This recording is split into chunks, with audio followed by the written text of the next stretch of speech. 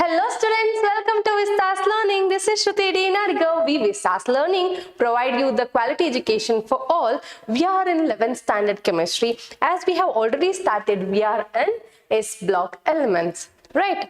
So this is our 6th lecturing class where we are studying much more about this S block elements. We have studied about the first group elements in S block and the second group we are about to study.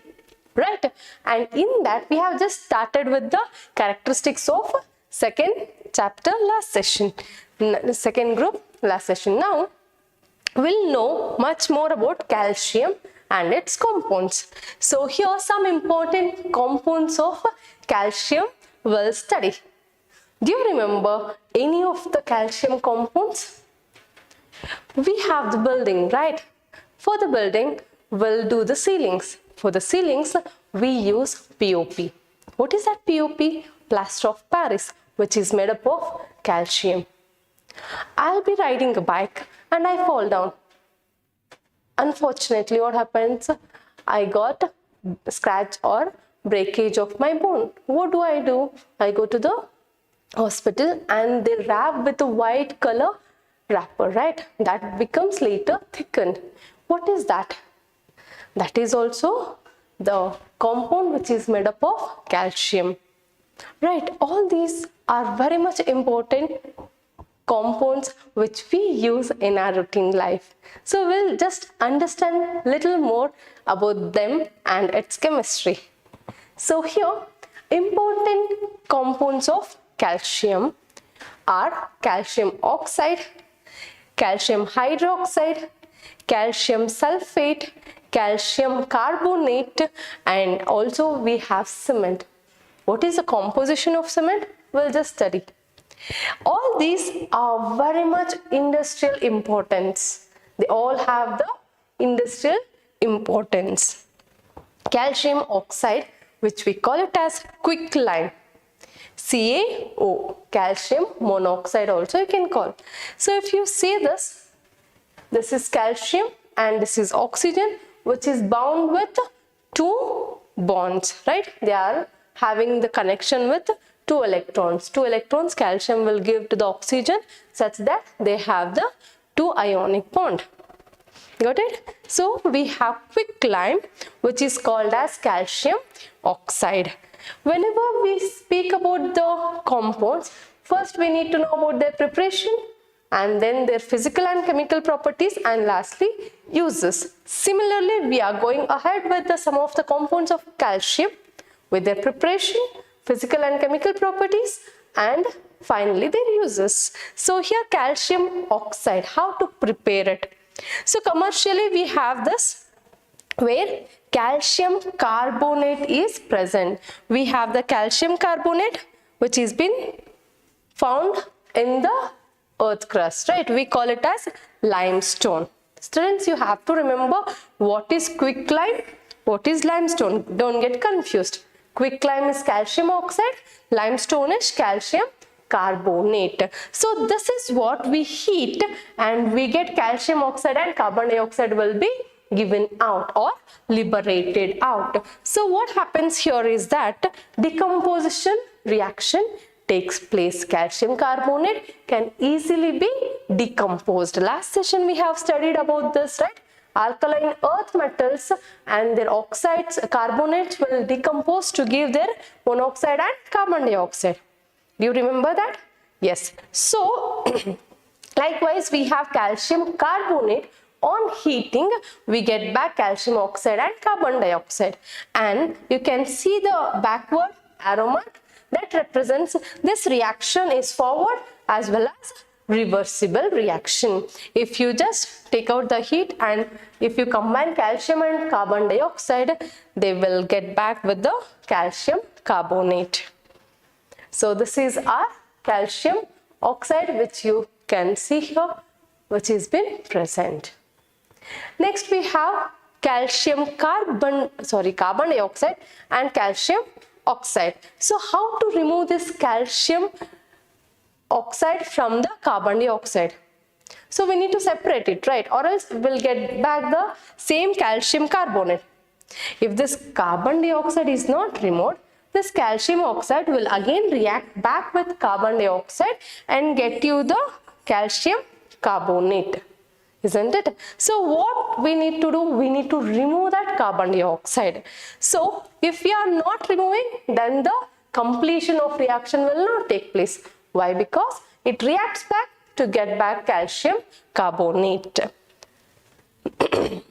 What is the color of this and state of this calcium oxide? Will be knowing, students, whenever it is solid in state, it will be of two types, either amorphous or crystalline. What do you mean by amorphous? If you have a powdery like talcum powder like structure, then we call it as amorphous. If you have salt or sugar like crystals, then we call it as crystalline solids. So this calcium oxide is amorphous solid and it is in white color. What is its melting point? It has 2870 Kelvin as its melting point. On exposure to atmosphere, what happens? It absorbs moist air, and with that we have carbon dioxide which is present in the atmosphere. It absorbs both and it forms calcium carbonate. As I said, if we doesn't remove this carbon dioxide, what happens? You will get back calcium carbonate, right? So if this same calcium oxide is kept outside for the atmosphere, it absorbs the carbon dioxide present in the atmosphere and hence get back calcium carbonate, which we call it as limestone. You can say quicklime absorbs carbon dioxide to give limestone. The addition of limited amount of water breaks the pump of lime. This process can also be called as slaking of lime. That means if you have this calcium oxide and add a very little bit of water to that, that converts that calcium oxide or quicklime into slaked lime. So what is the slaked lime? Calcium hydroxide will be called as slaked lime. So you need to know calcium oxide, calcium carbonate and calcium hydroxide. So here this is quicklime, this is limestone and this is slaked lime. Got it? So do remember them, that is very much important. Next, quicklime slaked with soda gives solid soda lime being a basic oxide. So you can also take this which has been mixed with soda lime. So you'll get soda lime. Soda means you will be having sodium in that. So that will mix with the calcium hydroxide to give soda lime. Okay. And that will be obviously basic in nature. And we also have this combines with acidic oxides at higher temperature. And you can see some of them will react with silicon dioxide. Calcium oxide reacts with the silicon oxide or dioxide to give calcium silicate. And also calcium oxide reacts with phosphorus oxide and gives you, actually it is phosphorus pentoxide, that gives you calcium phosphate. We can write this Ca plus 2, phosphate is PO4 minus 3, hence when you crisscross, what happens? We get Ca3 PO4 twice. So this is the calcium phosphate. Next, uses. As I said, we finished with the preparation and some of the properties. Now calcium oxide, where do we use this? It has the importance in manufacturing of cement. It plays an important role in manufacturing of cement and cheapest form of alkalis. Alkali in the sense it is the base. Alkali means base. So cheapest form of base is calcium hydroxide. So it is used in the manufacture of sodium carbonate and also we can call it as caustic soda. Caustic soda means sodium hydroxide. It is employed in purification of sugar and manufacturing of dye stuffs. Dye means colors, right? We have many types of colors. So to prepare these different types of colors, we use this calcium oxide. Next compound is calcium hydroxide. What do we call this as? We call it as slaked lime, and its chemical formula is CaOH twice. So it will be like this, powdery form. What happens here is that it is prepared by adding water to quicklime. We saw what is quicklime and what is its chemical property. It absorbs water and becomes calcium hydroxide. Same thing is used to prepare the calcium hydroxide from quicklime. That means if you take calcium oxide and add water to it, you will get calcium hydroxide. It is again a amorphous white powder. We saw, right, the powder what it is. It is like talcum powder, very soft. If you touch also, it will be softy like flow.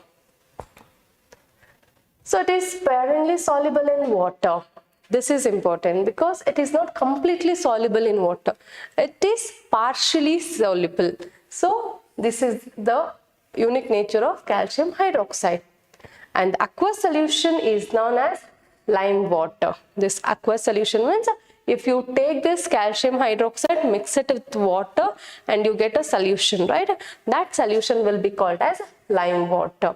So lime water, you can also say it as calcium hydroxide in aqueous solution, AQ. So this will be called as lime water. Do you remember, students, where do we use this lime water? It is used in finding out carbon dioxide. In the experiment, if the carbon dioxide is given out, how to know that? If I take a lime water and pass this carbon dioxide into the lime water, that lime water turns milky. This lime water, what I am saying, it is a solution, right? It is not whitish in color. It is colorless solution, right? So it will be colorless. It is like water itself. When you pass carbon dioxide to that, it turns to milky white color. Why does it turns like that? Because this calcium hydroxide reacts with carbon dioxide and forms calcium carbonate. So we can say here, when the aqueous solution is known as lime water and that suspension of slaked lime in water is known as milk of lime too. What do we call it as? We call it as milk of lime because it will be milky whitish in color. Okay. When that carbon dioxide is passed through the lime water, it turns milky. Why does it turns milky? Due to the formation of calcium carbonate. That means calcium carbonate is not soluble in water. We can get here calcium hydroxide. What is that? It is slaked lime, and that reacts with carbon dioxide and gives you calcium carbonate. This precipitates out and water will be remain back.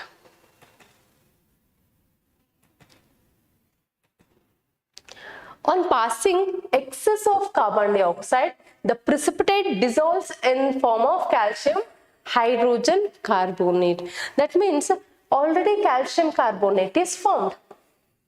Right. If I keep on adding carbon dioxide to it, since water is also here, it is in a solution. So water will be there. So what happens? That will turn into calcium bicarbonate.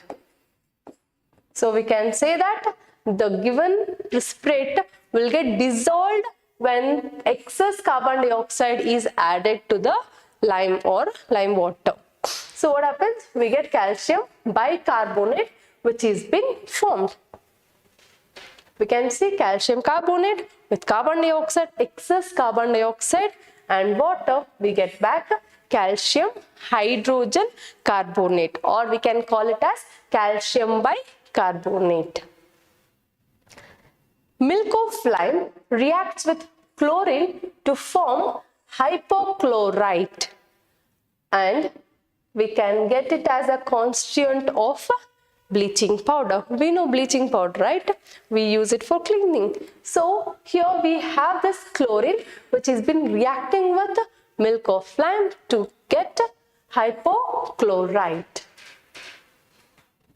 So calcium hydroxide reacts with chlorine to give calcium chloride. With that we have calcium hypochlorite with water. Can you get this, students? Here we have hypochlorite, chloride, and here chlorine gas. So if you take this oxidation number of chlorine here, -1, and what is here? Can you guess? If you check out here, what happens? You'll get it a disproportionation reaction, right? Uses of calcium hydroxide. What are the uses of calcium hydroxide? It is used in preparation of mortar, building materials. It is also used in whitewash due to its disinfectant nature.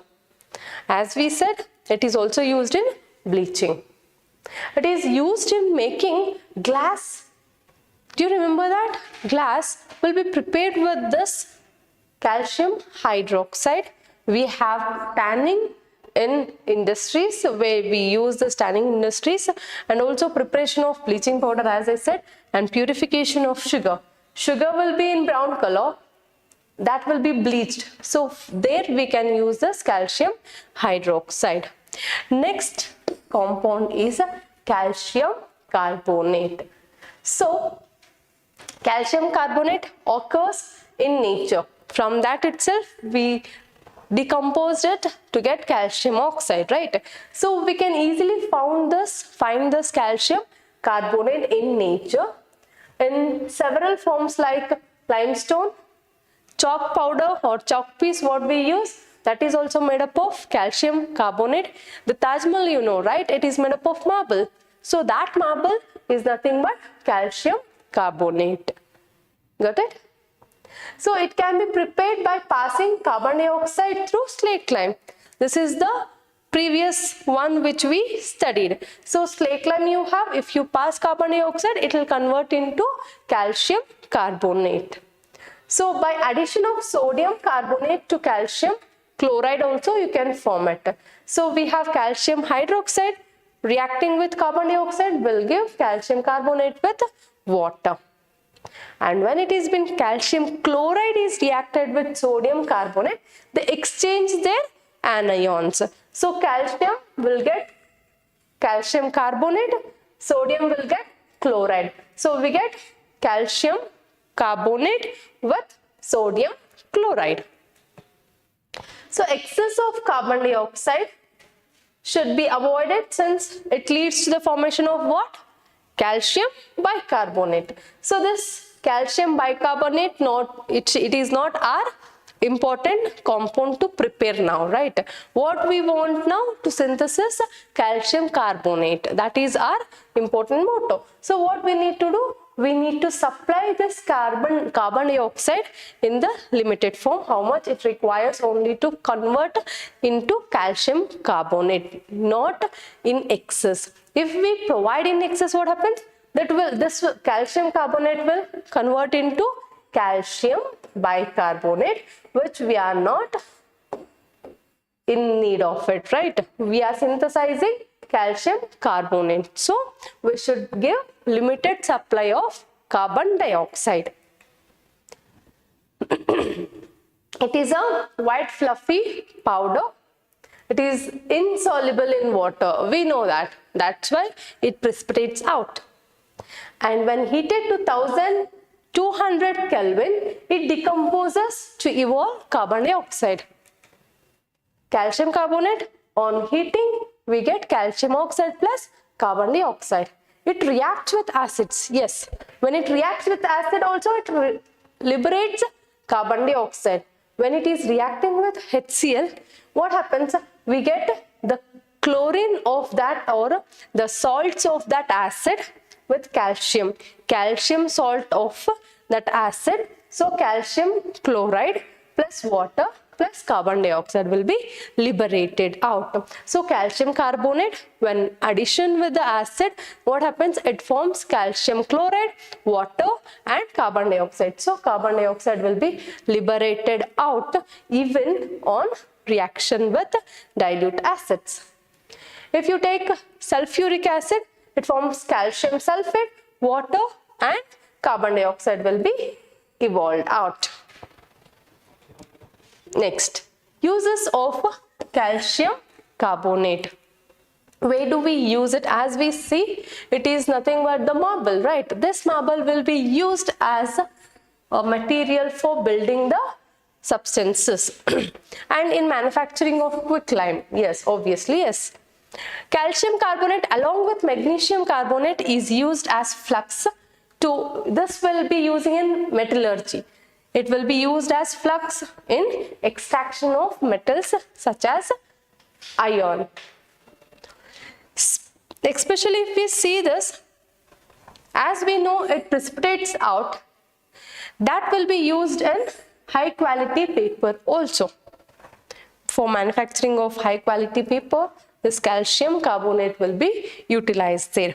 It is also used as an antacid, mild abrasive in toothpaste. We use the toothpaste, there also we use this calcium carbonate, and even some of the components of chewing gum also contains this calcium carbonate, and some of the cosmetics we will find this calcium carbonate in some of the cosmetics too. Next, coming with the next important compound of calcium. So what is this? Plaster of Paris, right? Calcium sulfate.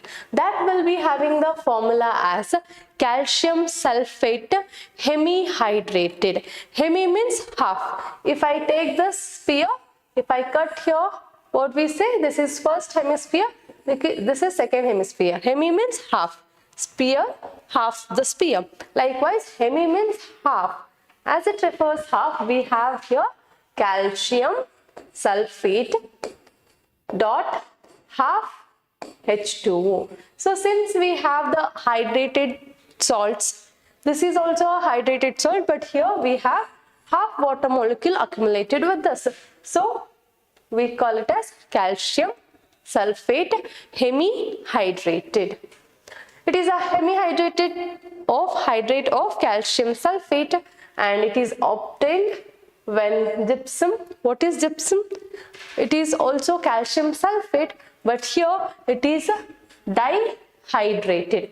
When this gypsum is heated, then we get hemihydrated. Can you see here 393 Kelvin? This is the temperature at which if you heat the calcium sulfate dihydrate, then we get calcium sulfate hemihydrated, which we call it as plaster of Paris. So calcium sulfate dihydrated will be heated now to get hemihydrated with evolution of water molecules. Here it is hemi, okay, half H2O. So above 333 Kelvin, no water of crystallization is left over. This amount of water which is accompanied with the salt, we call it as water of crystallization, okay. So here two water molecules will be there. When heating to 293 Kelvin, what happens? We get hemihydrated. If we heat it further with a higher energy, what happens?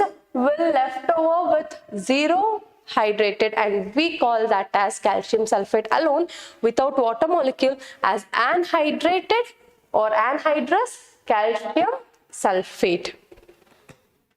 So this is known as dead burnt plaster.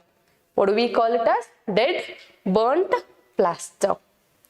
It is a remarkable property of setting with water. As we say, once if you are just added with the water and then dry it up, you'll get back this plaster of Paris. On mixing with adequate quantity of water, it forms a plastic mass that gets into the hard solid within 5 to 15 minutes. That we know. Uses of this calcium sulfate. As we said previously, this is used for fractures, right? To set the fractures, the bone fractures, we use this. So the largest use of plaster of Paris is in the industrial purpose for sealing. For POP we do, right? For ceilings and all, there we use, as well as the plasters. And it is used in immobilizing the part of the organ which has been broken. So for broken bone or fractured bone or for sprain, we use this POP. And it is also employed in dentistry as ornament works. Also we use this for the ornaments to do, and also some of the statues and busts. So you can do this, like use this POP as a clay, and you can just mold it and it will be there after drying. So you can use it as a toy maker also. Next we are getting into cement. Cement is an important building material which we are using, and that is very much important for us to make our shelter. So cement is obtained by combining the material rich in lime, that is calcium oxide, with other materials such as clay which contains silica. Silica means silicon oxides or silicates. Along with that we have the oxides of magnesium, iron and aluminium. So these are very much important compositions which make cement. And the average composition of Portland cement. What is this Portland cement? It is a mixture. It consists of calcium oxide with 50 to 60%, whereas silicon oxide up to 20 to 25%, aluminium oxide with 5 to 10%, we have magnesium oxide to 2 to 3%, whereas iron with 1 to 2%. This is the composition which makes the mixture of Portland cement. And also we have sulfur trioxide with 1 to 2% here. For a good quality of cement, the ratio of silica, that is silicon dioxide, to aluminium, that is alumina, we can call it as aluminium oxide, and that should be between 2.5 to 4%. And the ratio of lime, that is calcium oxide, to the total oxides of silicon or silicon dioxide or alumina is, and also with the iron, should be close to 2. The ratio between CaO to the other should be 2. Whereas we can have that ratio between silica and aluminium should be within 2.5 to 4%. The raw materials for manufacturing of cement are limestone and clay, as clay contains silica and other mixtures of oxide. When clay and lime are strongly heated together, then fused, they react to form cement clinker. And this clinker is mixed with 2 to 3% of weight of gypsum, that is nothing but calcium sulfate dihydrate, to form cement. So thus important ingredients present in Portland cement are dicalcium silicate and tricalcium silicate, and we have tricalcium aluminate. So it is of 26%, here 51% and 11% respectively. So setting of cement. When mixed with water, the cement, if you mix with water, what happens? The setting of cement takes place to give a hard mass. And this is due to hydration of the molecules of the constituents and their rearrangement. The purpose of adding gypsum is only to slow down the process of setting of the cement such that it gets sufficiently hardened. If we are not adding the gypsum, what happens? The water molecule, as soon as you add, it will become very harder, so that it cannot mold easily. So to take certain amount of time there to make it set, we use this gypsum. So this is the cement which we generally use it. Here uses of cement for construction purpose we use, right? So cement has become the commodity of national necessity for any country next to iron and steel, right? It is used to concrete and reinforce the concrete. And in plastering, construction of bridges, dams, buildings, we use this cement. Next, coming back with the biological importance of magnesium and calcium. Do we use only for this building purposes or POP, or what else? Do we have any biological importance? We are living beings. Does our body require this magnesium and calcium? Obviously, yes. So an adult body contains around 25 grams of magnesium and 1200 grams of calcium. Most of us know about that, right? We contain bones. The bones have the calcium. They are made up of calcium. The teeth or the tooth is made up of calcium, right? The teeth is also made up of calcium. Our body is also containing calcium, and it consists of around 1200 grams of calcium. With that, we have 25 grams of magnesium in our body. And we also have 5 grams of iron, whereas 0.06 grams of copper. The daily requirement in human body has been estimated to 200 to 300 milligrams. All enzymes that utilize ATP. ATP means adenosine triphosphate. In phosphate transfer require magnesium as a cofactor. So here, if you have an enzyme, for enzyme we have the cofactor, and then it reacts to give some other product, and that enzyme will be given back. So here we will be using this cofactor as magnesium. So the main pigment of the absorption of light in plants is done by chlorophyll. We know, right? Photosynthesis takes place in presence of sunlight and chlorophyll. That chlorophyll will contain magnesium.